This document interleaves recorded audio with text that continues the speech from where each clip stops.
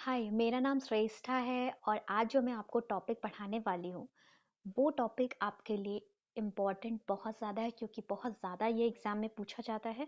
ठीक है, ये मैनेजमेंट कोड 17 में भी पूछा जाता है और ये लेबर वेलफेयर कोड 55 में भी पूछा जाता है। तो ये दोनों जगह इम्पॉर्टेंट है और ये इम्पॉर्टेंट है जो भी बच्चे एमबीए या बीबीए में पढ़ रहे हैं उनके लिए भी इक्वली इम्पॉर्टेंट है, क्योंकि ये इससे बहुत ज़्यादा क्वेश्चन आते हैं। अगर आप कॉलेज में एग्ज़ाम दे रहे हो तो बस डिफरेंस ये होता है कि आपको मतलब लिखना पड़ता है, डिस्क्रिप्टिव होता है, और अगर आप कॉम्पिटिटिव पेपर दे रहे हो तो आपको बस पूछा जाता है। ठीक है, तो हम स्टार्ट करते हैं। सबसे पहले अगर आप कॉम्पिटिटिव पेपर दे रहे हैं तो आपने देखा होगा क्वेश्चन आता है पीवाईक्यूज। अगर आप देखें, मैं लेबर वेलफेयर कोड 55 के पेपर का बता रही हूँ कि इसमें बहुत ज़्यादा पूछा गया है कि सबसे ज़्यादा क्वेश्चन ये पूछा गया है कि सेंसिटिविटी ट्रेनिंग को किसने दिया था, गिवन बाय कौन था, किसने दिया था, तो वो कर्ट लेविन ने दिया था। आपने कई बार ये क्वेश्चन देखा ही देखा होगा, आई एम श्योर। ठीक है, ये किस लिए होता है, ये भी क्वेश्चन बहुत आता है। To develop behaviour flexibility. ठीक है, किस लिए होता है, बिहेवियर फ्लेक्सिबिलिटी को डेवलप करने के लिए होता है। तो आपको इस बात का ध्यान रखना है कि बिहेवियर फ्लेक्सिबिलिटी लिखा हुआ है। ठीक है, ठीक है, अब ये किस लिए सुटेबल होता है, suitable to understand each other. ठीक है, स्मॉल ग्रुप ऑफ ट्रेनिंग रहती है, इसमें 10 से 15 लोग रहते हैं। ठीक है, ऐसे बहुत ज़्यादा नहीं होते, 10 से 15 लोग रहते हैं। क्लियर है?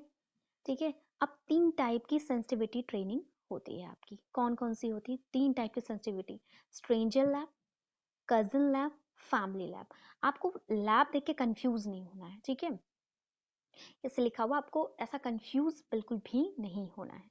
ठीक है, तो स्ट्रेंजर लैब जो है उसका, उसमें क्या आता है, तो क्या होता है इसमें, डिफरेंट ऑर्गेनाइजेशन के लोग रहते हैं, स्ट्रेंजर होते हैं, एक दूसरे को जानते नहीं। जैसे कोई एबीसी कंपनी है, ठीक है, एबीसी कंपनी है, जस्ट अ सेकेंड, कोई एबीसी कंपनी है, ठीक है, कोई एक्स वाई जेड कंपनी है। अब ये लोग एक दूसरे को नहीं जानते हैं। ठीक है, ये जो है ये एक दूसरे को बिल्कुल भी, ये दो मेंबर हैं, ये एक दूसरे से बिल्कुल अननोन है, एक दूसरे को नहीं जानते हैं। ठीक है, तो इनकी ट्रेनिंग होती है। अब कजिन लैब में क्या होता है, अब हम बात करें अगर कजिन लैब की, तो कजिन लैब क्या होता है, सेम ऑर्गेनाइजेशन और डिफरेंट यूनिट होती है। अब इसका मतलब क्या है ये देख लेते हैं। ठीक है, अब फाइनेंस डिपार्टमेंट है, ठीक है, और आपका एचआर डिपार्टमेंट है। ठीक है, सेम ऑर्गेनाइजेशन, दोनों ही एक्स वाई जेड में काम करते हैं।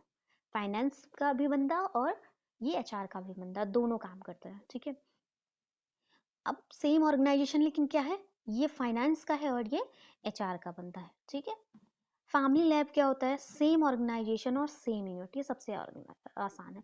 परिवार में भी तो हम एक दूसरे को जानते हैं ना, मतलब हम जान रहे होते हैं, हमारे परिवार में एक दूसरे से घुले मिलते, बिल्कुल सेम ऐसे ही होता है। यहाँ पे क्या चीज़ होती है, यहाँ पे होता है कि जो होते हैं, जस्ट अ सेकेंड, ये होते हैं, इसमें क्या होता है, सभी एक दूसरे को जान रहे हैं, ये भी इसको जानता है, ये भी इसको जानता है, ये भी इसको जान रहा होता है। ठीक है, तो आई होप आपको ये समझ में आया होगा। और मैं साथ में आपको एक और चीज़ बताती हूँ, ये क्वेश्चन बहुत ज़्यादा पीवाईक्यू में पूछा जाता है। मैं हर बार ये क्यों कहती हूँ कि आप मतलब सबसे पहले क्वेश्चन को का ही बता देती हूँ, इसलिए बताती हूँ कि आप अगर ये नहीं समझ पाएंगे कि किस तरीके का क्वेश्चन पूछा जा रहा है, या ये इससे क्वेश्चन कैसा पूछा जाएगा या पूछा जाएगा नहीं पूछा जाएगा, तो आपके लिए टॉपिक मतलब आप बस पढ़ ही लोगे, आपको मतलब एग्जाम में आपसे करेक्ट नहीं हो पाएगा। ठीक है, तो आप पढ़िए टॉपिक को, साथ साथ आप ये भी माइंड में रखिए कि इससे किस तरीके के क्वेश्चन पूछे गए हैं, किस तरीके के क्वेश्चन पूछे जा सकते हैं।